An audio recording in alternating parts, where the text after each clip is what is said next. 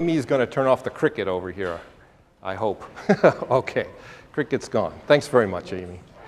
Well, it's really nice. This is actually my first time in Madison. I'm not a stranger to the Big Ten, as I'll tell you in a second.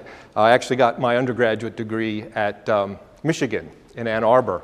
And so although we're rivals, we do have something in common. We all hate Ohio State. So I want to keep this relatively informal. If you guys have questions, even there, the one sitting in the back, just raise your hand and shout out loud. I will also tell you at the end of this talk how to get the slides, so you don't have to be too scrupulous about copying everything that you see down. Everything is available online. So here's the situation. Times have really changed. When I was a graduate student, and I got my PhD in 1980 at Harvard, I was the only member of my department not to pursue an academic career. And for a lot of people, not myself, it was considered a failure if you did not try and go into academia. For me, for various reasons, academia was not an attractive option at the time. And so I went to my advisor, and he was actually quite understanding, and I think actually progressive for the time.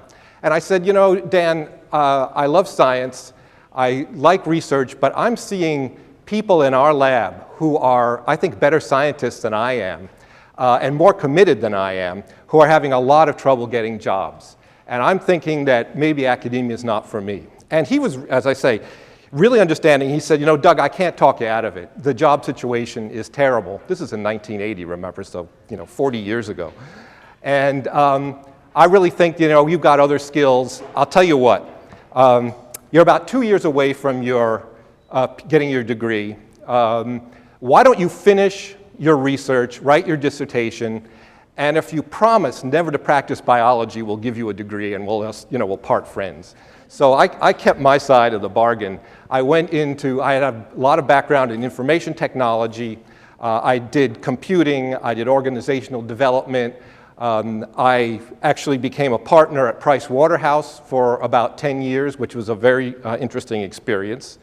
I was recruited in the late 90s by a Silicon Valley entrepreneur who said, you know what, Doug, I'm starting a consulting company now. It's going to be one of the great consulting companies ever.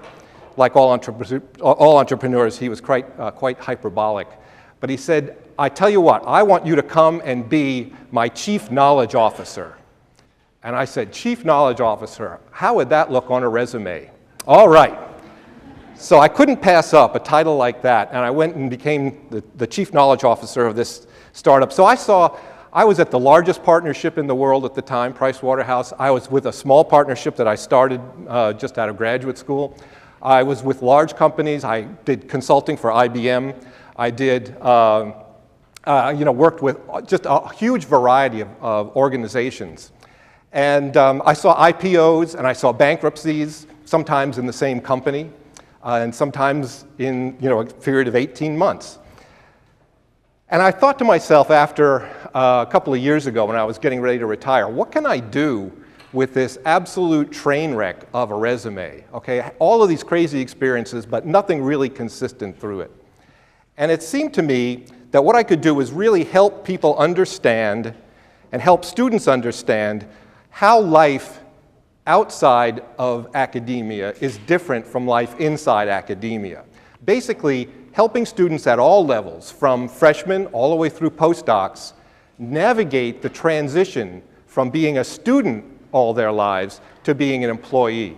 And I don't focus on getting a job. I don't focus, it's not a job hunting site. It's not monster.com. But what I do is I deal with the behavioral and the cultural changes that you need to make in order to pursue a job outside of academia. So I sat down and I put together a website, which I modestly called Doug's Guides. And on this website are a whole set of, there's website information, there's videos, there's links, there's self-assessments, and it's all geared towards helping people at all levels make this transition from being students to being employed in the non-academic sector. Now, I have nothing against the academic sector. It's a great lifestyle. It's a great opportunity. It's very, very challenging. But my focus is really on the majority of people who got to make that transition into a job outside of the academic sector. And that's where all of my information is. And usually when I put up this slide, the sponsors who've invited me get really nervous because they think I'm trying to sell something. There's nothing you can buy on this website, okay? Everything is free. Everything is there just for your benefit.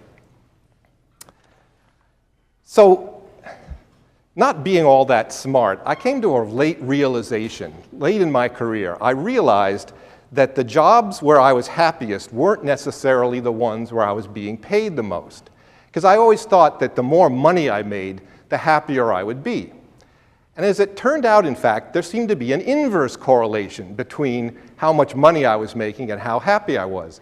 And I was interested in this because about 4 months ago in the New York Times, some academics had run a study of 6,000 lawyers at small firms, at large firms, at public service firms, at commercial law firms, and they looked at workplace happiness versus things like having a large salary, working at a prestigious firm, having a lot of people working for you. And what they found out is that there was not a correlation with all of those good things, big salary and stuff, with happiness. But there was a correlation of those things with alcoholism. So I don't know whether alcoholics tend to become big-powered lawyers. I mean, it's a correlation, right? So we can't imply any causality. But I thought it was really interesting, and it spoke to me because I had realized the same kind of thing, that there's more to workplace happiness than just the salary. And I began to wonder, what is it that made me happier at some places than at others? And it turns out, of course, some people have done research on this kind of thing. And one of the things, a couple of components that I noticed. One was meaning. Is the job that you're doing meaningful? Does it have a purpose? Is there a reasonable purpose to what you're doing? And secondly was engagement. Engagement means, are your particular skills being used at the particular job that you're doing? That is, are you a cookie cutter? Are you just somebody who can sit there and they can replace you easily? Or is there something about you as an individual that makes the job that you're doing important, and that you are the particular person who can do this job? Another thing is accomplishment, and that is the job you're doing just sort of a task of Sisyphus? Do you roll the rock up the mountain every morning, and then in the evening it rolls back down? Or is there actually something that you're achieving? You're able to look back at the end of a month or a quarter or a year and say, oh, look, we actually were able to achieve something. And really importantly, people have looked at the kind of relationships that you have with your coworkers. How good are those relationships? Do you like the people that you're working with? Okay, another component of workplace happiness. And all of these things kind of engender positive emotions. Do you want to get up in the morning and go to work, or do you stay in bed and pull the covers over your head and say, oh, geez, maybe I can just call in sick today, okay? It turns out that all of these things are aspects of the culture of the workplace. Now, societies have cultures. I hope there are some social science people here. Societies have cultures, and what cultures are as they define the ways in which people with different places in the hierarchy and different responsibilities in the society interact with each other. Businesses have cultures too. The culture in a business defines the interactions between the employees and customers, management and customers, management and employees, shareholders, all the different stakeholders there are in the business. These are aspects of the business culture. If you're a cooperative kind of team-oriented person and you're in a cutthroat culture, you are not going to be happy. And what's really interesting, I love to read the New York Times every day because there's always something about business culture, something interesting. Last week it was all about what? Amazon.com, right? Did anybody take a look at that? Amazon.com, they did the reporters did a great study, and it turns out that Amazon is just a horrible, horrible place to work. Okay, if you are not extremely competitive, and my favorite line in there was, It's the place where overachievers go to feel bad about themselves. Okay? So if you're not an overachiever, and they try and weed you out in the recruiting process, and they say Amazon's not for everyone. Well, from what I could tell, it's not for anyone. All right? I can't imagine working in a culture like that. If you didn't know that ahead of time, you might be really disappointed and actually depressed if you actually got a job there. So this is something that most people don't realize. They don't realize that the culture of an organization is really important until it's too late. So what I want to do, and this may be something, I know some of you are just starting your graduate career, some of you are in the middle, and maybe this is your last year, some of you may be postdocs. So you're at different places in your job search, but this is something that you may not have considered. It's unfortunately yet another component of getting a job, and I wanted to spend some time, because I don't think enough people focus on understanding cultures and understanding and questioning the business culture as a component of the job search. So what I want to talk about today is the different business cultures that there are and how to recognize them.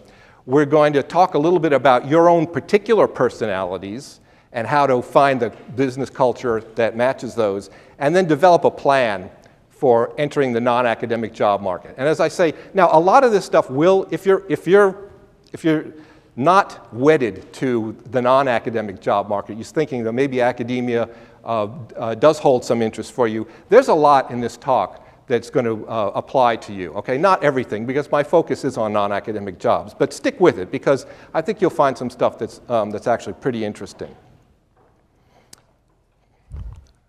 Okay, whoops. So what defines the culture? Well, I think management attitude is really important, as we've certainly seen with Amazon, which is going to be one of my favorite whipping boys for this talk. Jeff Bezos has basically said, I think I know what is best. I want a very competitive culture. I am the boss. This is the way that it's going to be. So an aggressive, hard-driving boss is not just going to communicate that competition is tolerated. That kind of a boss may really communicate that that's the kind of behavior that's expected and encouraged in the organization. The markets that are served, right? A bank is going to have a very different culture from a brewery, all right? Just because of the kinds of markets that they deal with. The stage of life of an organization, a high-flying .com startup is going to have a very different culture from an automobile company. Regulation, is it a regulated business? A hospital or an insurance company where they have to every quarter show their commitment to certain government regulations is going to have a very, very different culture from a website design firm where there's no oversight at all. Finances, right? A company which has just gotten $10 million in funding, a startup that's gotten $10 million in funding is going to be a very different place to work than a startup that has no money or a business that's in a declining field where profits are very, very hard to come by. Of all of these, I think the management attitude is probably the most important. And what we're seeing, especially where I come from in Silicon Valley, is that now companies are actually competing on corporate culture. They're competing to be the coolest place to work. So if you go to work at Facebook or you get recruited by Google, they will tell you what a great place to work. You can bring your dog to work. You can get a haircut at work. You can do all your banking. You actually get 3 meals a day. You never have to go home. What they want to do is to make sure that you can put in 20 hours of productivity per day. I remember in the first .com boom in the 90s, I was talking to a startup company, and I noticed, one of those espresso machines that's the size of this wall. It's, this big, and it's copper and everything. And I said, oh my God, I know those are like $30,000 espresso machines. And the CEO said, it was the best investment I ever made. With all that caffeine, you wouldn't believe how productivity goes up. So So what I want to do is I want to talk a little bit about different kinds of business cultures that you might find. And again, I did some research online. And there's a really interesting guy who was an organizational psychologist named Charles Handy in the 1970s. And he defined four cultures based on where power resides in the organization. And I looked at it and I said, you know what, this has a lot of applicability to the kinds of organizations that I've seen. And I think this really speaks, it's a good taxonomy of business cultures. But one thing he left out, or he mentioned but didn't emphasize, was an academic culture. Academic cultures weren't as prevalent in the 70s as they are today. So I added that, and I'm going to talk a little bit about it. I want to preface this first by saying that these are not ranked in order of best to worst or worst to best. Okay, there is no ranking. There are successful companies with all of these kinds of cultures. There are unsuccessful companies with all of these kinds of cultures. And it really depends on, all of those factors that I mentioned before as to whether or not the company is successful with its particular culture. The first one is a power culture. And this is what you see in fashion, film, and startups, okay? There's a highly charismatic leader, and that leader makes all of the decisions, essentially all of the decisions, all right? If you think about The Devil Wears Prada, right, or the September issue, if you've seen that, which is about Anna Wintour, and you think about Steve Jobs in the early days of Apple, or think about Jeff Bezos in Amazon in the early days. Those charismatic leaders basically ran the organization. I mean, every decision, every important decision was made by them. And it didn't really matter what your title was. If you had a good idea and you could get to Steve Jobs and convince him that you were right, then that idea would be put into play. You could jump 3 levels in the organization with impunity. All you had to do was to be able to convince this one person at the top. So there's not a lot of rules, and there's not much bureaucracy. These charismatic leaders, usually I've heard them described as seldom wrong, but never in doubt. Okay, and that certainly defines Steve Jobs. So the good thing about organizations like this is that decisions can be made really, really quickly, right? Because there's one person who's making the decision. All you have to do is convince that one person, and whatever it is you want to do gets done. The problem with these organizations is that decisions get made really, really quickly, and that the caliber of the decision maker is really important. So people forget that Steve Jobs made a lot of mistakes, and not taking anything away, Apple's a fantastic company. But people forget that for decades, Apple mice had one button on them because Steve Jobs said you only need one button on a mouse. There's no need for 2. We can do everything we want with one button. And in fact, he was wrong. It is better to have 2 buttons, and now even Apple mice have 2 buttons on them. So people forget that, the decision leader, the quality of the decisions that person makes is very important. It's also important that if you join an organization like this, you had better believe that this leader is God, and you are willing to follow them anywhere. Okay? Because if you begin to question their authority, it's not going to be a very happy place for you. Are there any questions about this so far? Okay.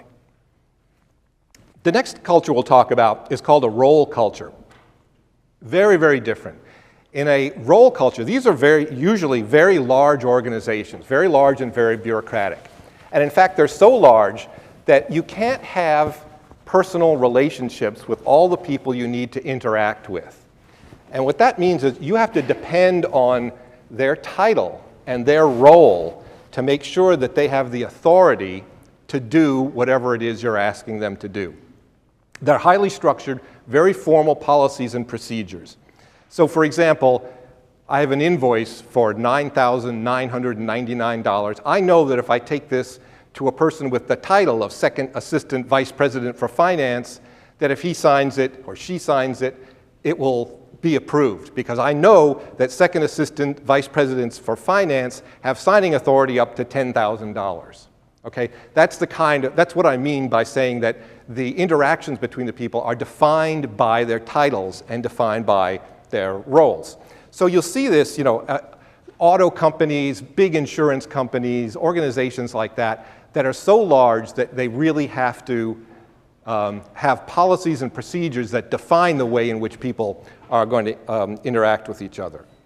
You'll certainly see this in the regulated industries too, because what they're trying to do is to protect the existing business, right? What they want to do is make sure that the business operates, even though it's huge, 50,000, 100,000, 300,000 employees, everybody knows what their job is and what they have to do. So there's employee manuals, okay? There's employee training.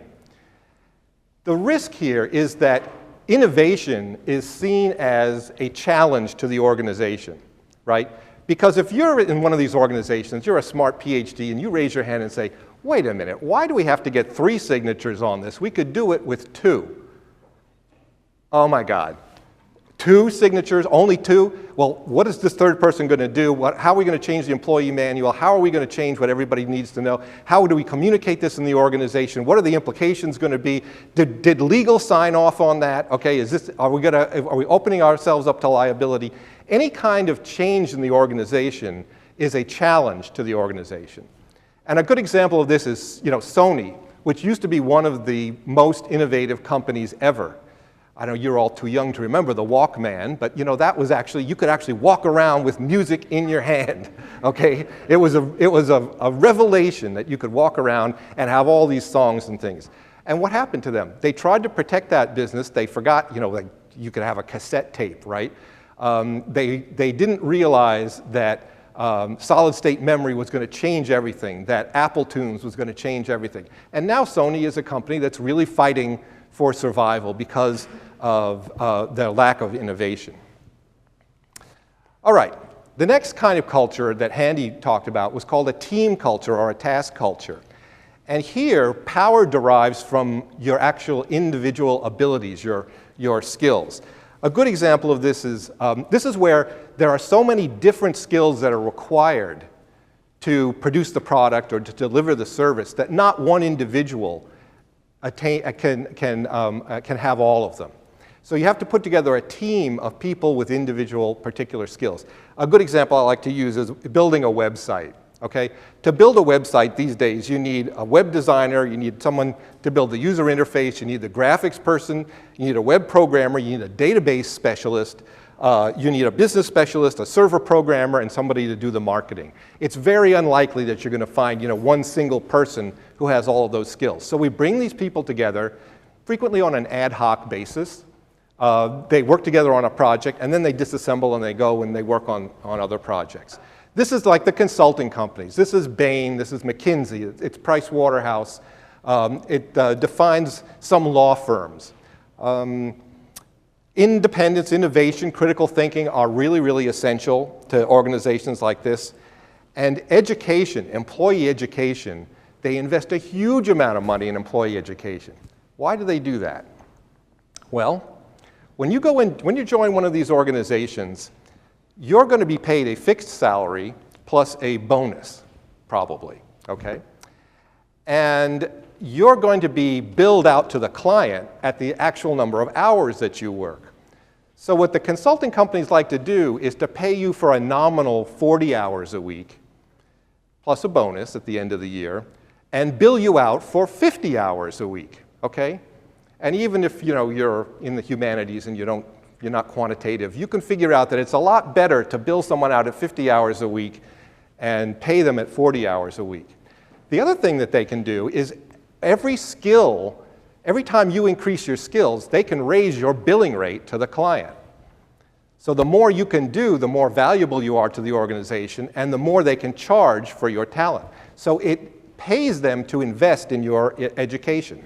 These are great places to work. Price Waterhouse was one. We had continuing education requirements. it was at least 2 weeks a year, and probably it's up to 4 weeks a year now, of mandatory employee education. Plus, in addition to that, you had to do a lot of things on your own. In order to stay with the organization, you need to increase your skills year by year. So it's a great place to go if you actually want to be educated on somebody else's dollar.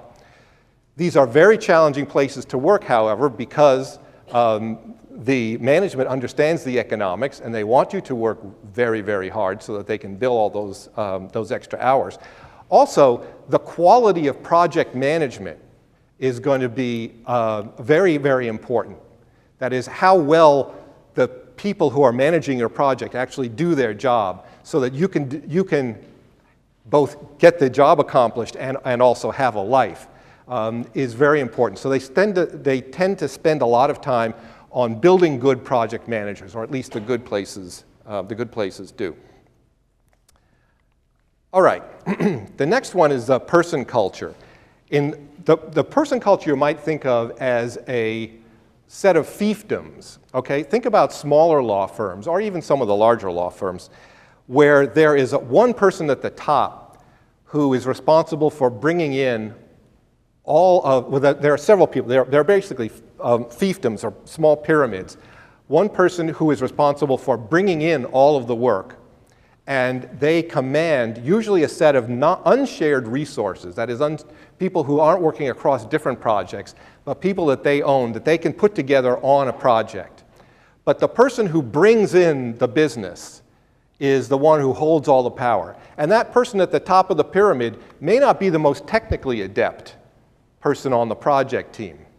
And we certainly saw this at Price Waterhouse. There would be partners who really excelled at selling and at building relationships with clients, but you wouldn't want them to do an audit, or you wouldn't want them to work on tax or on consulting, because they frankly were better at schmoozing than they were at actually doing the real work. It was the people under them who did the work. But because they could bring in the money, because they could build these client relationships, they ran the show. Now, do you see the difference between this and a power culture? In a power culture, there's really one pyramid. There's one person at the top. In a person culture, it's like a VC firm also, venture capital firm, or law firms where there's a set of different practices. Does that make sense? Do you understand the differences?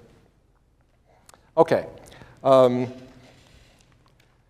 so those were the four that Handy had identified. And he had mentioned the academic culture, but it wasn't a big deal, certainly in the 70s, and it is a really big deal now. An academic culture is a place where power comes from your ability to argue and your credentials and your results, and probably in that order. Meaning, if you're able to argue, your results don't have to be that strong, okay? They are frequently oriented towards technologies. These are small biotech firms, startup biotech firms, and the reason they look a lot like academic labs, they look a lot like academic groups for good reason. Because when, your PI decides, hey, you know what, we've invented this, we have this really interesting technology here, I think I'll go start a company. Your PI only knows academic environments, so what they try and do is translate the academic environment to a business environment. And this can be really appropriate. It can be certainly appropriate if there's a technology hurdle to overcome, if there's some kind of science that has to be invented. And I don't just mean to pick out biologists, I mean physicists do this all the time too. Just anybody who's trying to move a technology from academia to the business environment is very likely to set up something that looks like an academic culture. So there's a couple of challenges here.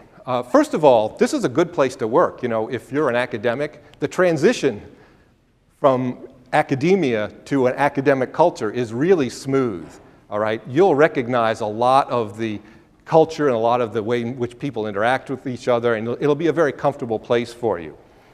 The challenge is that, there's a couple of challenges. One is that the PI may think that because they're a good technologist or a good scientist or a good physicist, that they're also a good business person. And that's usually, there may be an inverse correlation. If, you know, at best, there's no correlation. At worst, there's an inverse correlation. Where there's one of the problems is that the academics understand the grant system really well, in which somebody gives you money and you spend that money and you hope to get some results out of it. And if you do, that's good, and if you don't, well, you have to, you know, wave your hands a little bit and say, well, this is what we're going to try next time. Investors are not like that, okay? When investors give you money, they want something back. And they really don't like when you start waving your hands and saying, well, that didn't work, so we're going to need more money. So that's a big difference between the academic environment and the corporate environment. The other thing is that unless there's a real business focus, academics tend to get caught up in the technology and get caught up in the science and the really, really fun and interesting science. Oh, we just made this breakthrough. Well, you know, is that going to get us closer to a product? No, no, no, no, it's not going to get us, you know, the product is, we're still thinking about the product, but look at this really cool result that we got here. And unless there's somebody who is laser focused on actually getting a product to market, these academic environments can churn through an awful lot of money. If there is a business focus, I can guarantee you, you know, if you're a PhD in a science and social sciences or in humanities, if you love research, if there's a business focus, these are the greatest places on earth to work because you'll be very comfortable. If you're in a company with really, really great technology and no customers, you're in an academic environment, I guarantee it. Okay, so now, that ends our taxonomy of the cultures. And so I want to ask you, you know, you may want to know what are the cultures like at the companies that you start interviewing at. If you go in there and you say, at the end of the interview, this has been a great interview, I'm very interested in the company, which of Handy's 4 categories do you fit in, supplemented by Doug Kalish's, you know, 5th category? They'll look at you like you're nuts, okay? They won't know what you're talking about. So you've got to kind of figure out the culture from doing online searches, use Quora, use LinkedIn if you know people at the company. It's great if you know somebody who's already working there. And the kinds of questions you can ask are these, and also there's a bunch more on the website. But and some things you can't ask, okay? Some things you can. It's okay to say, in your opinion, Madam Interviewer, is corporate leadership really unified around the theme of the company, around the strategy of the company? Does everybody march to the same, you know, is there consistency in the vision here? Or you can say, explain to me how the company is investing in its employees in training and promotion programs. I'd like to hear a little bit more about that. For these other things, for some of the other questions, you'll have to do online research, and the more people that you know, the more information that you can get. So I know what you're saying now. You're saying, Doug, this has been really eye-opening. I never thought about the culture before. This is an aspect of my job search that I didn't really consider. And there's all of these things, but I'm a little confused now. How am I going to know what's the right organization that's, you know, one that's consistent for me? And the answer is there's an app for that, okay? It's not really an app, it's the self-assessment. How many people were able to go through the self-assessment? Yeah, huge. I noticed, I was watching the spike on my website, and I can tell you, so I've done this more than 24 times at different universities, and far and away, I got the best response from Wisconsin, from the graduate students and postdocs than any other university. So we have some really interesting results to talk about in a second, but I'm really glad to see. If you didn't go through it, don't fret. You can still go through this thing afterwards and just try not to game the results. You know, be as honest with the answers as you can. So anyway, what I did was, this assessment was actually invented by a woman named Tamara Erickson, who does a lot of, she's a pundit, a millennial pundit, okay, if that makes any sense. And I looked at this assessment that she had put together, and I disagreed with some aspects of it, but on the whole, I liked it. She had really silly names for the categories of personalities, so I changed those. But I realized that what we could do is marry the personality types that she identified to Handy's business culture types. And so that's what I put together on my website. And we're going to go through these things. Again, there's 6 of them. They are not in order from best to worst, okay, or worst to best. There are people who are really successful with all of these personality types, and there are people, unfortunately, who are unsuccessful in all of these personality types. The first one is individual contributor. Individual contributors want to be acknowledged as the expert, okay? They love being looked at as the smartest person in the room or the person who can solve the problem. Very, very self-motivated, but they love external, they love adulation and external rewards. They don't want a lot of interference, okay? Tell me what the problem is, and then give me the resources to solve the job. But I have to feel competent. When I go into this thing, I want to feel totally competent in my ability to solve the problem. And they want to make an impact, okay? And that impact might be on society, or it might be making a lot of money. But they want some impact. Vacation, benefits, that's okay. But what I'm really working for is I want the recognition. So people like this, well, obviously, this defines most of your academic advisors, right? Most of your PIs. So academia is actually a really good place for people like this, but also power cultures and person cultures, and obviously academic kinds of cultures. Motivated apprentices are quite different. A motivated apprentice is looking for a stable path, a career ladder. The motivated apprentice says, you know what? I'm a smart person, but there's a lot I need to learn in this organization. And there's a lot that this organization, I'm willing to put in the hours to move up the ladder. But you tell me what it is I need to do to go from my present position to the next position. Okay, I want to know, and I want to make sure I understand what my place is in this organization, and I want to make sure that I'm being compensated fairly for the work that I'm doing. They're looking for the traditional rewards, the rewards that they can actually cash, okay? That is, benefits, pay, vacation, health care, retirement, all those things that are guaranteed. That unguaranteed stuff, bonuses, when I see the check, I'll be happy. But I'm not working for the bonus because, frankly, if you're not guaranteeing it, it's not real until I actually get it. Okay, very, very skeptical, and it's very hard to motivate these people with the promise of a big payout, with the possibility of a big payout in the future. Okay, and they're very, very nervous about their place in the organization. Rightly so, right? If you've got certain skills, you want to be fairly compensated for them. And what they really hate, why is, she's got exactly the same skills that I do, but she's making $5,000 a year more and has, she's a first assistant and I'm a second assistant. This isn't right.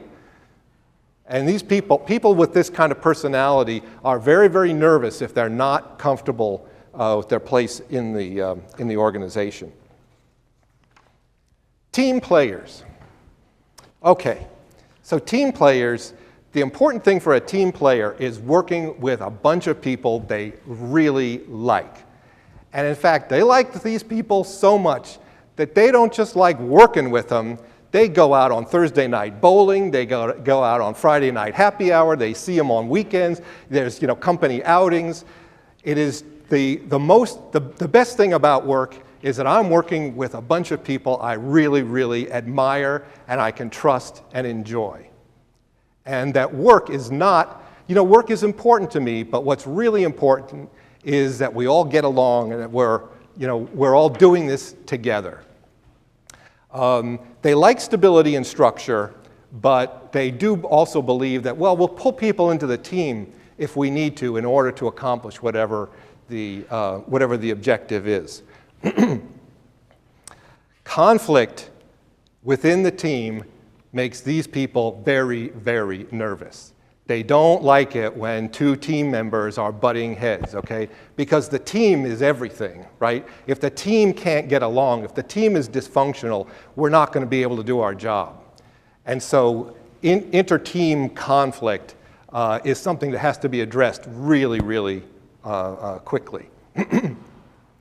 So I want you to be careful about one thing, because a lot of organizations will say, we're really a team-oriented place.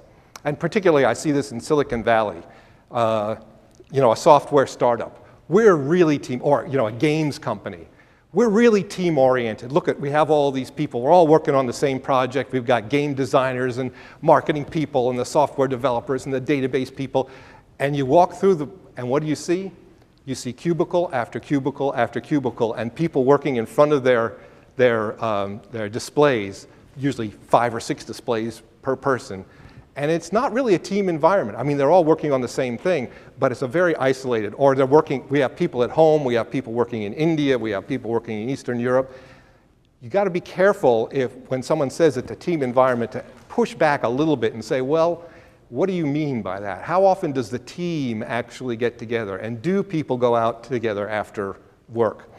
So obviously, a task culture is going to be great for people like this, because that's the definition of a task culture. It's a team of people with different skills working on the same project.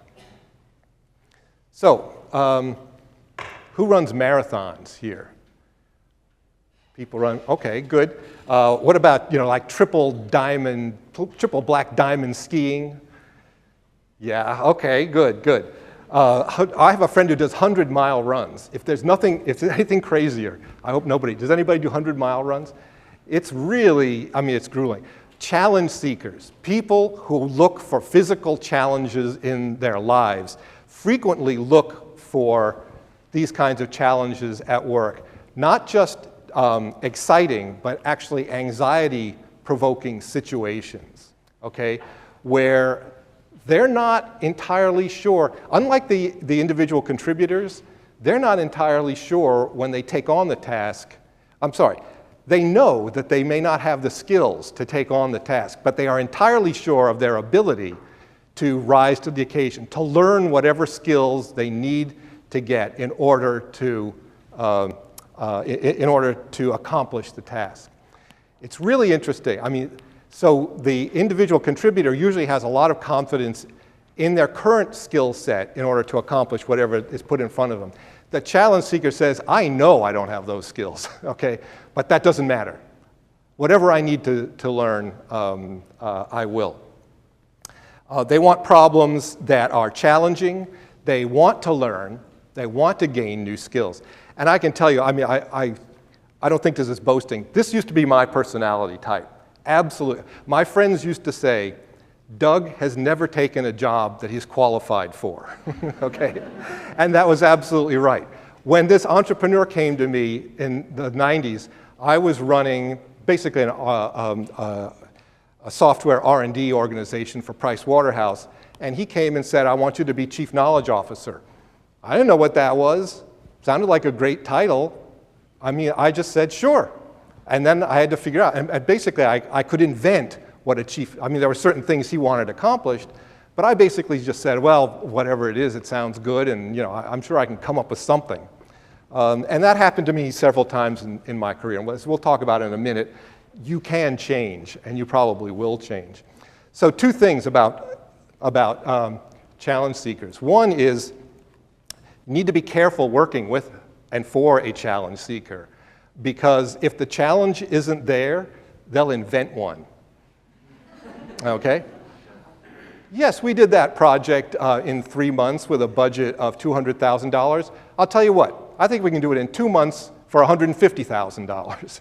Okay? Let's make this a challenge. Let's see how much harder we can make it for us. Okay? Let's see how much better we can do. So you need to be careful, because when you're on a project team and you're not one of these kinds of people, you're going to say, are you out of your mind? How are we possibly going to do that? And fortunately, if they're a good challenge seeker, they'll rise to the task. I have found in talking to student groups like this, somebody raised their hand once and said, you know what, Doug? I run marathons.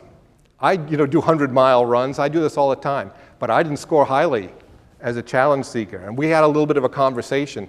And it turns out, for sure, there are a set of people who look for challenges, these kinds of physical challenges outside work, but they're looking for stability. On Monday morning, they want to get to the job, and they actually don't want challenges. Okay, they need that kind of stability in their life. So it's very possible that you could have a challenge seeker personality, but look for more stability in your work life. Any questions about that? Okay. Looking for balance, right, makes a lot of sense. Work is important to me, but it's only one of many things that I'm doing in my life. I may have childcare or elder care responsibilities, family responsibilities, or I want to do some personal development or some athletics. And work has to basically fit in with that. Either there are either external responsibilities that you want to attend to, or there are personal development things that you would like to attend to. And for somebody like this, flexibility is really important. Usually a role culture is going to be the most appropriate, because it's the kind of a place where you know what your responsibilities are going to be. You've got some flexibility at work. Stability is important to you. Promotion, not so much. What's really important to you is basically knowing that if you need to miss a day of work, that's not going to be a catastrophe. You can't be working necessarily in a place where people are depending on your particular skill set. Because if you're not there, right, the job isn't going to get done. So it's usually where you're somebody who can, where the other people can pick up the slack if you're not able to do it. And again, one of the interesting things we found in the discussion is I had someone raise their hand, and she actually was running a career counseling organization at a university. And she said, well, you know what? I scored very highly on looking for balance, but I run this organization, but I have so much confidence in the rest of my team, and they understand that sometimes I'm just not going to be there for them, and they're going to have to make decisions. They're going to have to keep the ball rolling. So in some situations, if with the concurrence of the team, you can be the boss, you can be the leader of a team, as long as the rest of the team is willing to pick up the slack if you're not able to be there. I thought that was sort of interesting. And lastly, there's minimally committed. Okay, minimally committed means, well, work is a pain, but I have to work because I need the money. And I just want to do the least amount of work that I can do for the most amount of money that I can get. And I will switch jobs in a second. If I can make another 50 cents an hour or more and not have to do any more work, I'm going to take that job, okay?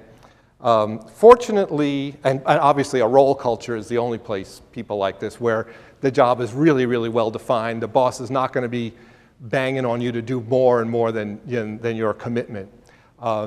And fortunately, I don't think many of you scored very highly on minimally committed. Okay, so are you interested in how other people scored? I have actually over 13,000 people have gone through this assessment, and a couple of months ago, I started adding some demographic questions. So I've got some interesting stuff about how people are scoring and how their scores change over time. Well, not over time, but with education. This is not a longitudinal study. This is a snapshot study. So in high school, it's really interesting. And this is probably not too surprising, right? The majority of kids in high school picking motivated apprentice. I want to roll. I want to know what it is I have to do in the organization. But we see some, you see the hints of individual contributors and seeing team players. And look at this, minimally committed. It turns out, I won't show the results here, but it turns out those are all boys. Those are all males. And I'm not going to say anything more about the implications there. Okay, so those are the blue bars. Okay, now the magenta bars, these are college students from freshmen to seniors, okay? And what we're seeing is a big increase in the number of individual contributors here, with a decrease in the motivated apprentice and an increase also in team players. And fortunately, a big decrease in minimally committed. So as you would expect, as you look at a college population, people are skewed more towards the individual and the team player rather than a role-based organization. And now post-bacs, meaning post-baccalaureate, really interesting. Okay, look at that. Those are the yellows. A big spike in individual contributor. Okay, which again is consistent with an academic culture. It's also consistent with an entrepreneurial culture, and a big increase in team players, which is a little bit curious. And actually, when I gave this talk a year ago at Berkeley, one of our cohorts from Irvine raised her hand and she said, "Wait a minute, Doug, this is a little bit mysterious. I mean, here you've got all of these graduate students and postdocs. At the time, they were mostly life sciences and STEM people. They're all doing individual lab work. Why are they scoring so highly on a preference of team player?" And we had a discussion. We decided that this was aspirational, okay? That people doing bench work and PhD research, whether it's in the sciences or social sciences or humanities, they're craving personal interaction, okay? Their best friend is the ultracentrifuge, "Oh, Beckman, it's good to see you again," It's like Tom Hanks, right, and the soccer ball. And so that's sort of our hypothesis, that this is sort of an aspiration. The interesting thing is I began to do a little bit more analysis, and I looked at males versus female post-bacs. Now, the key has changed here. The blue is males, and the magenta is females. Look at the male individual contributors as opposed to females. Female post-bacs are not looking necessarily at an academic kind of, a PI academic kind of career nearly as strongly. I mean, this is a significant result, statistically significant difference between males and females. Whereas the females, but they are high. I mean, females are high in individual contributors as post-bacs, not to take anything away. It's just that the males are scoring way, way higher. But females are scoring statistically significantly higher as team players and looking for that team interaction, and also, I think, obviously on looking for balance. So I'm beginning to see some really interesting, demographic differences as, with education and also between the sexes. As I get more and more, this represents almost 1,000 post-bacs, and I'm also getting information, as you guys know, if you've gone through this, on the the disciplines and the domains. So I want to look at this as differences between disciplines. Interestingly enough, when I saw this crazy thing with the males scoring so high on individual contributors, I began looking at the data and said, "Oh, you know what? I'm lumping in, like MBA. There were a lot of people who are showing business as their major, and I said, I wonder if these are all MBA candidates. These are CEO wannabes who are just skewing the results. And so I took them all out, and the number actually even got higher. So I want to look at the life sciences, see where this is all occurring from. But it's kind of interesting results. At least I think it's interesting. Yes? Yeah.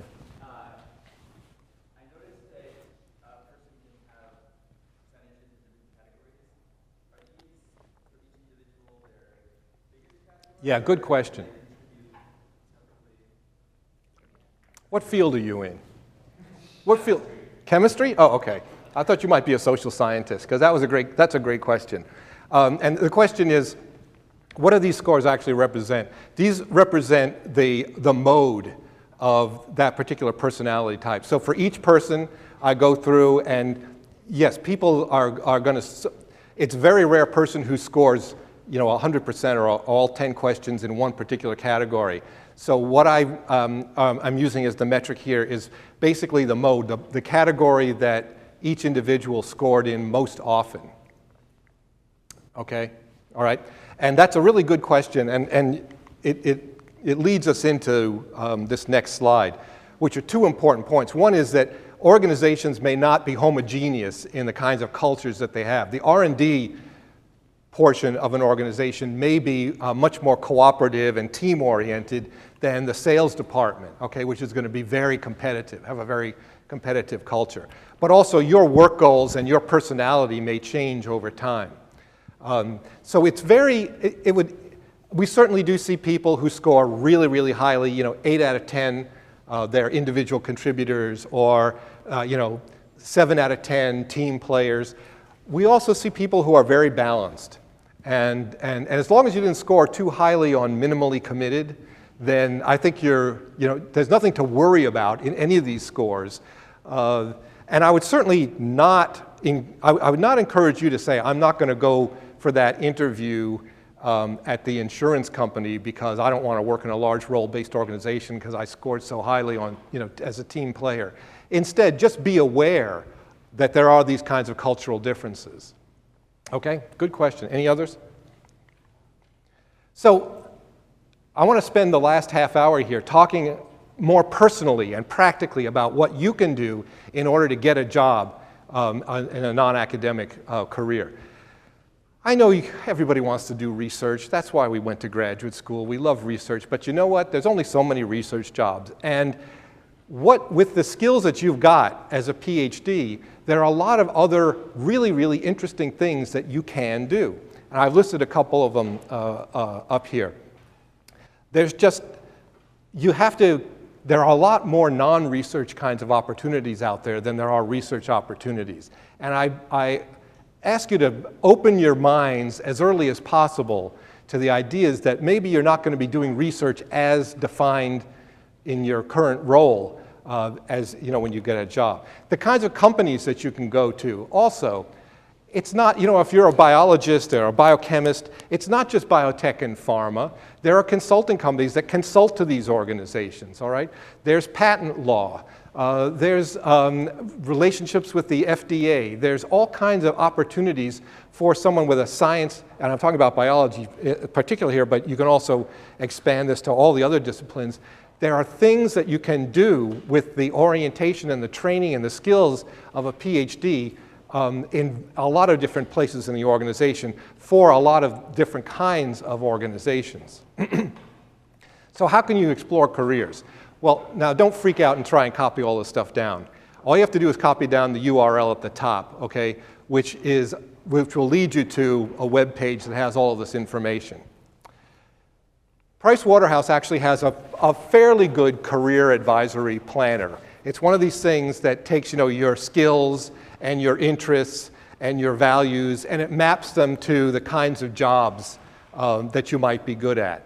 There are a variety of these things out there. The Price Waterhouse one is one that's available and one that's free. One of the greatest resources for you is go and find the professional society that represents your discipline, okay? So take American as the first word, and then supply chemical, physical, sociological, whatever word you want, and then supply either association or society. And if you do a Google search on that, you're going to come up with the professional society. These guys are really oriented towards helping people in their disciplines get a job. They all have really good career search and career management and career advice opportunities. The earlier you look at these things, the better off you're going to be. For your humanities and social science PhDs, Columbia has a great resource which again lists, like I did in that previous slide, foundations and government and nonprofits and all the different things that you can do with a social science PhD and the kinds of different jobs and grant funding and grant review and grant writing and things like that. For STEM PhDs, the AAAS Science Career site is fantastic, okay? It really has a wealth of things. All of this is basically to help you, and I've got to mention the professional organization websites. This crazy URL, California Career Cafe, CA Career Cafe, they have a list of every professional organization out there and a link to their websites. And Whenever I go to this site, I lose an hour or I lose 2 hours because you would not believe the crazy professional organizations. I mean, bringing together interests that you would never think. I had to write a couple of them down because they're so much fun. So one of them was the American Academy of Healthcare Interior Designers. All right? So you're not just an interior designer, but you're designing hospital, rooms, or triage rooms or whatever. Okay. How about the Fashion Accessories Shippers Organization? So these are the people who, I don't know, they build shipping containers, shipping for pocketbooks. And my favorite is the Society of Professional Rope Access Technicians. Rope access technicians are the people who dangle from buildings on ropes and either clean the windows or replace the windows or do maintenance, or they work on the Grand Canyon, they clean the Grand Canyon, I don't know. And the only reason I mention this is that if you have 2 or 3 weird things that you're interested in, go to this site, type in those interests, and I'll bet you'll find a magazine and a professional association. So it's really a lot of fun just to explore the kinds of careers that are actually out there. There are so many careers. This is the thing that is the hardest, I think, for PhDs, or really for anyone to get their mind around, and that is, what am I going to do? How do I pick a career? And the answer is, don't pick a career. Pick what you're going to do next, okay? Don't get all excited about you're going to change careers 5 to 7 to 8 times over your working life.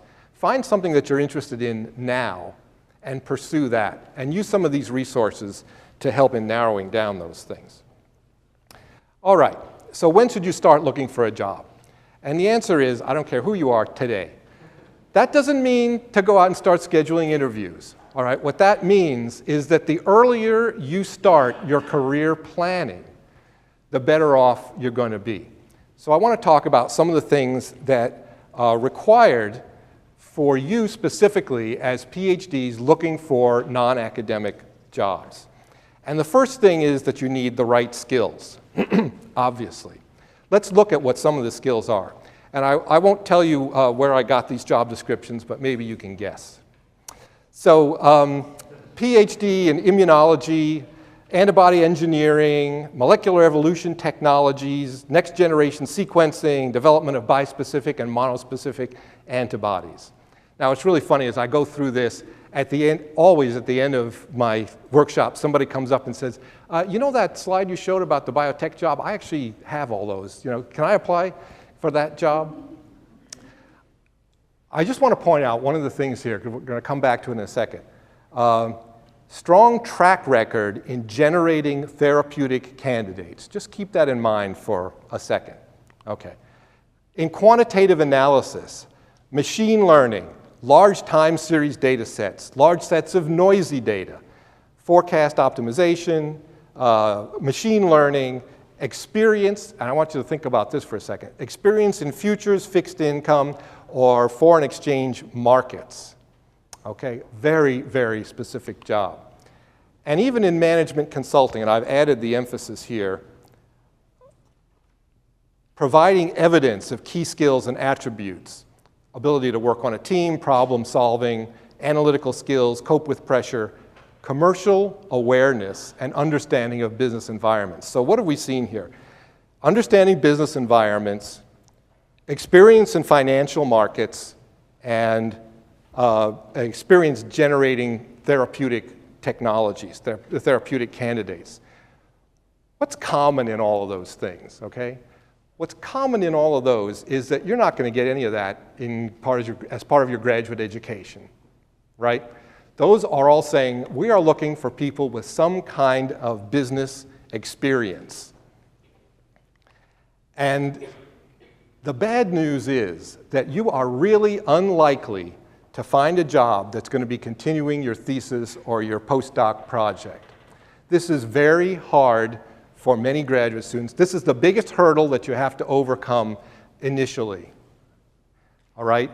You love your research project. Hopefully you love your research project. There are very few people who are going to pay you for that deep expertise that you have in that particular domain. I know it's sad, okay? And many of these mice have given up their lives for your thesis, but academia rewards the narrow and the deep. Business rewards the flexible and the wide. And you are going to have to be able to show that you're able to acquire and you're able to utilize these new skills. And the other bad news is that CV that you're generating and that you're so proud of now because it's 4 pages long and you hope that it gets to be 10 pages long, you're not going to be able to use that to get a non-academic job. Nobody wants to read that. 1 page, 2 pages at most, okay, is what you're going to be documenting. And what does that mean? That means that you have to write a resume for every single job that you apply for. You have to pull out the relevant portions of your experience and put them on a resume. I've been to a couple of workshops where there have been recruiters, okay, actual people who hire folks just like you, and to a person, to a man and woman, they claim that they spend between 5 and 15 seconds per resume. Okay? They have 100, they put out a job posting, resumes come in, they get 100, 5 seconds, maybe 10 seconds, they look at it and they go on to the next one. Oh, this one looks interesting, I think I'll read the cover letter. That is the realities, okay, from the recruiters, so believe it. That means you've got to spend time on that resume. You can't just write one resume and expect that that's going to work for everything. So how are you going to find these skills that industry wants? Well, LinkedIn and alumni. This is why, one of the reasons why you need to begin thinking really early on about the kinds of places you'd like to work, the kinds of industries that you want to work. Use LinkedIn in order to find people that either you know are alumni from your undergraduate university or alumni from your current department, which would be great, and go to my website, find out how to do an informational interview. I've got all the questions you can ask there so you don't have to go in trying to think about how to carry on the conversation. But you've got to do these informational interviews in order to find out. And it's okay to them to say, you know what, I'm really interested in the job that tell me a little bit more about what you're doing on a day-to-day basis. How did you get this job? What was it that made you so attractive to the organization? Here's my resume. I'm not asking you for a job, but if you were looking to hire, how would you feel about a resume that had these kinds of skills? And what other things do you think I should do in the years that I have remaining as a graduate student or as a postdoc in order to become more attractive to organizations like your own? If you can add skills and technologies, particularly statistics, which is something everybody wants these days, to your project, legitimately do it, okay? Find something in your project that, where you have to run a chi-square or an analysis of variance. Just, get it on there. Begin to understand more and more about statistics. I gave a talk to the faculty earlier today, and we had actually a really good turnout. And I said, you got to allow your students to take business classes as an elective, okay? Let them take marketing. Let them take finance. Not all of their classes do not have to be within the department, the domain. And I think a lot of the faculty are beginning to understand how important this is. And then all of these non-technical skills, we used to call them soft skills. They're not soft. They're just as important as all the technical skills that you've got. And the more that you can do, the better off you're going to be. All right. The second thing you need to get is a professional presence. In the domains where, in every domain, publications are important. If presentations and posters are something that is common in your discipline, do as many of those as you can. This is no different from looking for an academic job. If patents are something that makes sense in your domain, all of these things look really, really good to the employers. And I know that you'll be attending and hopefully presenting at academic conferences, but look at those non-academic conferences too. Bio.org is it's an industry conference, okay? You go there to meet people who are in the industry. The Social Innovation Summit for social scientists. You know, these are places where there are companies that actually hire PhDs, people with PhD experience. You need to go to the non-academic conferences and meet people. I can't tell you how important a web presence is, okay?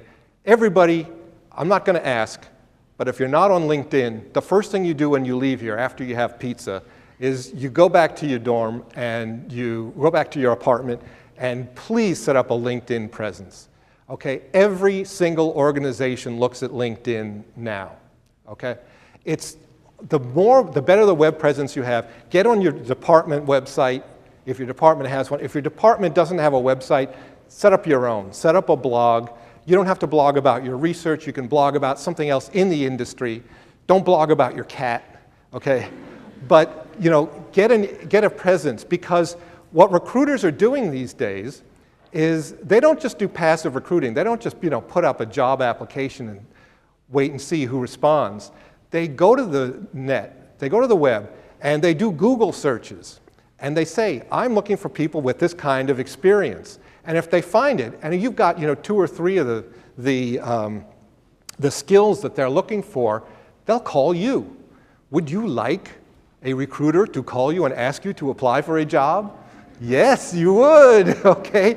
Nothing could be better than to have the recruiter say, gee, you know, I was looking online and you have posted some interesting stuff. You have an analysis of the industry. Would you consider applying for this job? And your answer is going to be, even if you're 4 years away from getting your degree, that's really interesting. I'd like to hear more about the job. You know, tell me what skills you're looking for. I'm not ready right now, but maybe in 2 years. Let's keep a dialogue going. There's nothing better than having somebody ask you if you want to apply for a job. But they won't do it if they can't find you, okay? All right, what you need also are the right contacts. So I was a scientist too. I loved working at the bench. I've seen social scientists. I know the humanists. We don't, you know, we're introverted people, right? We don't actually like to go out and talk to someone else. It's hard, it's stressful to engage with people who you don't know. And it's so much easier to sit in front of the computer and to submit that, you know, job application online, and you make sure it's formatted correctly, and you spell check it 3 times and someone's read it, and you click and you send it off and you say, well, I applied for 4 jobs today. Let's go out and have a beer. Okay, that's not how you're going to get a job. It just doesn't happen these days. And the Bureau of Labor Statistics is saying 70% of jobs are coming from referrals. I think the number is much, much higher. You've got to go with that. You've got to make contacts. You've got to have alumni are great. Alumni organizations are great. If your PI has industry contacts or your advisor has industry contacts, you know, capitalize on those. But you really, I want you to make this promise to me, okay? So 70%. For every 3 hours you spend online applying for jobs, because I know you're going to do it whether I tell you not to. For every 3 hours you spend online, spend 7 hours networking, okay? Just promise yourself you're going to do that. That will pay off, and that's how you're going to get your job. Right? Which is better, the resume at the bottom of a pile, or somebody in the organization who says, I know her, she's really good, and we have this job opening, why don't you call her, okay? A strong recommendation, maybe, okay? It depends on where you go. If you go to a consulting company, if you go to McKinsey or even Price Waterhouse, they don't care what your PI says. I hope there's no PIs in here. They don't care what your advisor thinks, okay? They believe that your PI actually has no conception of what a good consulting candidate looks like.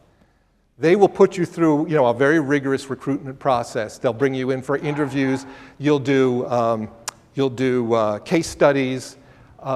They will make their own decision. They don't care what your advisor thinks.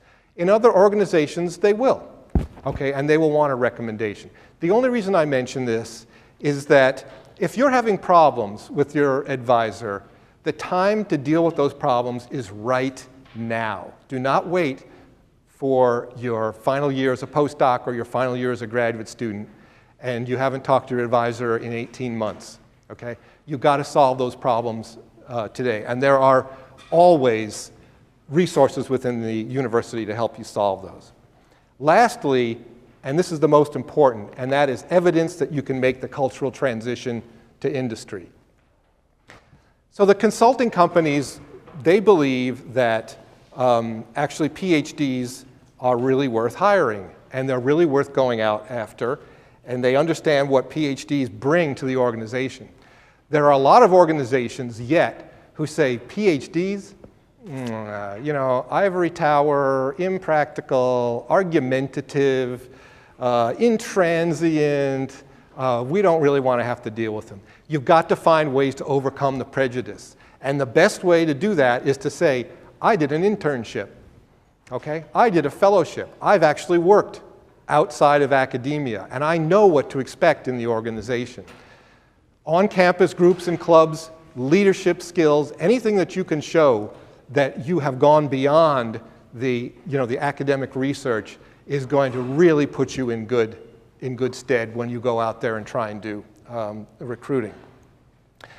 This is the biggest difference that there is between academic and non-academic jobs. In academia, they're very, very happy to take your advisor's recommendation, to look at your CV, to weigh your CV, and if it's heavy enough, then they'll bring you in for an interview.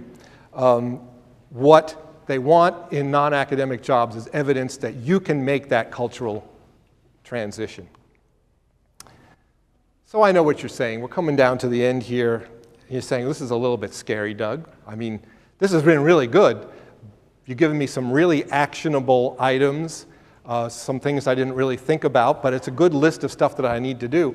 But how am I going to know if I'm actually ready to go out there and start interviewing? And the answer is, there's an app for that, okay?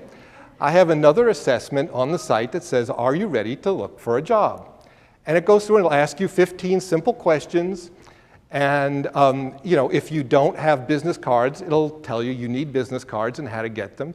If you haven't done any informational interviews, or you've only done 2 or 3, it'll give you links on how to do informational interviews, give you the kinds of questions you have to ask. If you haven't looked at the 50 toughest interview questions and their answers, it'll give you a link to that. So go through and do this assessment. It's actually also a good thing, before you go to the career counseling office, go through and list and take the assessment and bring that into them and say, see, I've done all of these. I have 9 out of the 15 things. I need you to help me craft my resume or arrange for other informational interviews and things like that. The good news is that there are good jobs out there, okay? And you may even know some people who've got them. You're going to get a good job. It's going to require some work on your part, but there are some really good jobs out there, and someone is getting them, and it might as well be you. So one thing I would like to do is just ask you as we wind down here, I have a feedback form at the URL that's up there. It's really important to me to make sure that the workshops that I run are relevant and that they're interesting and that they're fun. As an added incentive, every quarter or so, I'm going to go through and I have, there'll be a $25 Amazon gift certificate, and I will award that to a person that I've selected randomly from among the people who scored me the highest. So here are ways to stay in touch with me if you'd like. I link with anybody on LinkedIn.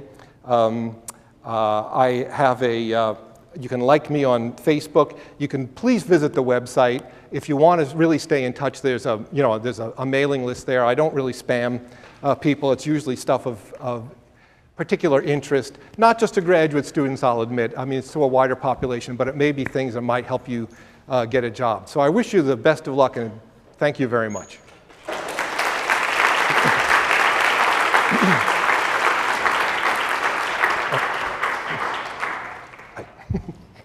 Wherever it is. All right. It's blank.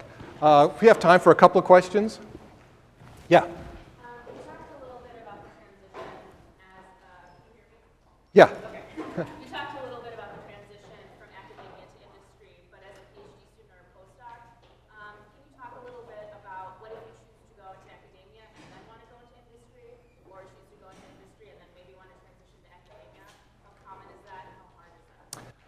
Going into academia and transferring, so the question is, what about staying in academia for a while and then transferring to industry, or what about going to industry and transferring back? It is a lot easier to make the transition from academia into industry than to make the transition back, unless you have some particular skill. You can do it. Okay, so first, let's deal with it is okay to do a postdoc if you can get an assistant professorship or something like that, get an academic position out there, and then you've decided that academia is really not for you. You will not have given anything up, I don't believe, in your ability to get a non-academic job.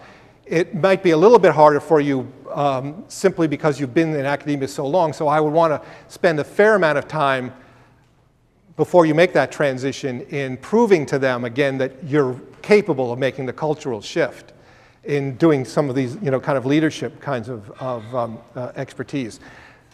Going from non-academic job back into academia, I think that in some professions, so certainly in business school, it happens all the time.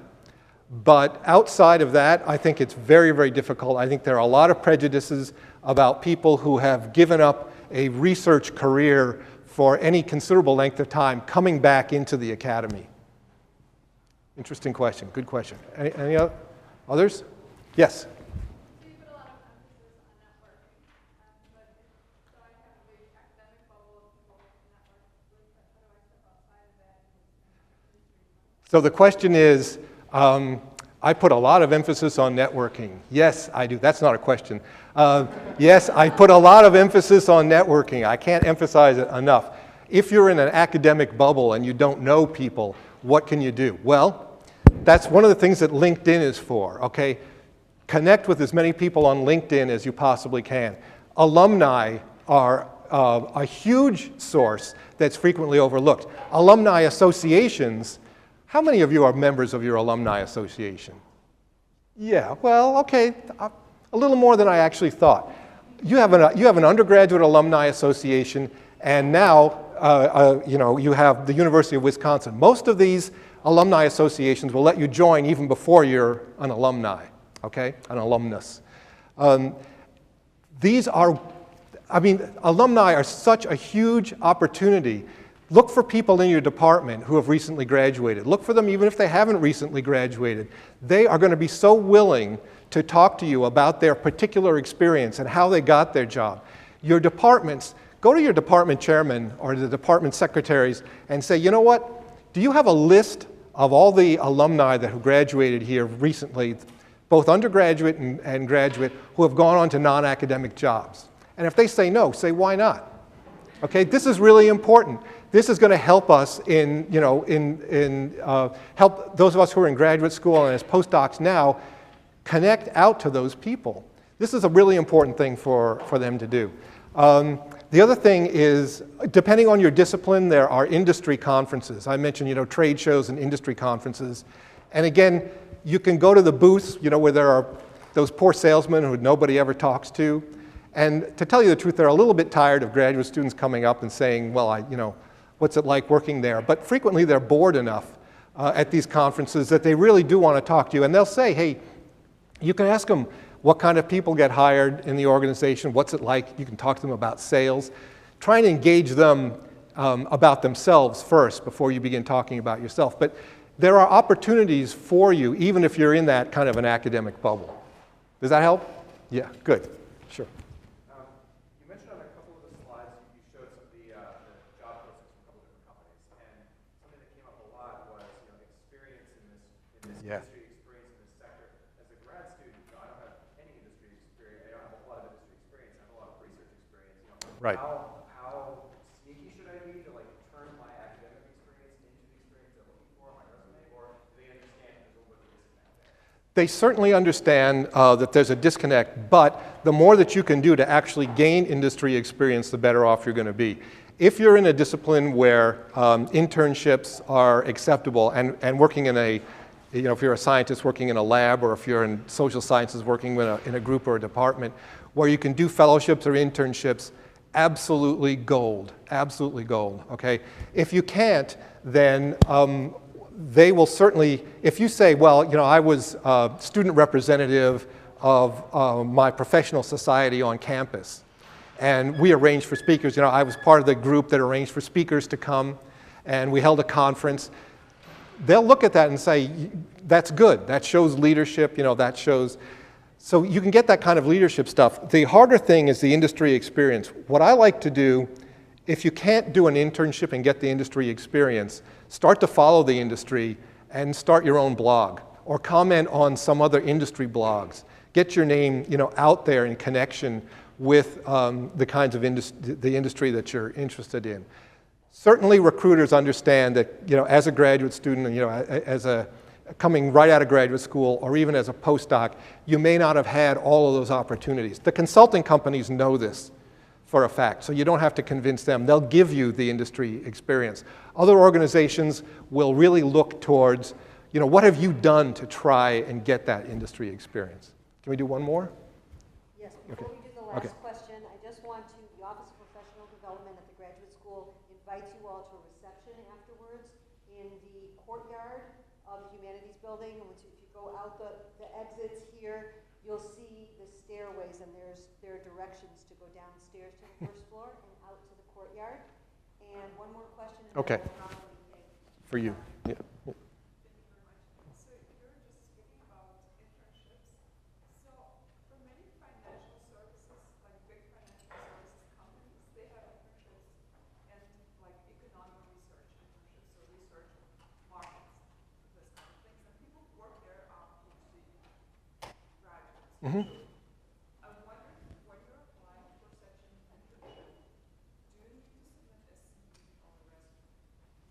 So her question is, in the financial services markets, they frequently have internships in economic research, and she's asking whether you would submit a resume or a CV. In a case like that, you ask them, okay? Because what you want to do, for an internship, they may accept a CV. They may want to see the bulk of your experience, or they may just say, look, we want to see how well you can distill your experience into a resume. It is always okay in a situation like that to say, are you looking for a resume or are you looking for a CV? Okay, always, the HR department in that case is going to be your friend. Okay? Really great questions. It's been such a pleasure to be here. I'm going to be giving another talk tomorrow morning at 9 a.m. called What to Expect in Biotech. It's at 9:30. Oh, good, an extra half hour to sleep. So 9:30 tomorrow morning, and that is particularly targeted. We won't be doing much overlap at all from today's talk, but it's particularly targeted to the structure of the biotech and pharma industries and the difference between big tech, big pharma, and small biotech companies. Thank you very much.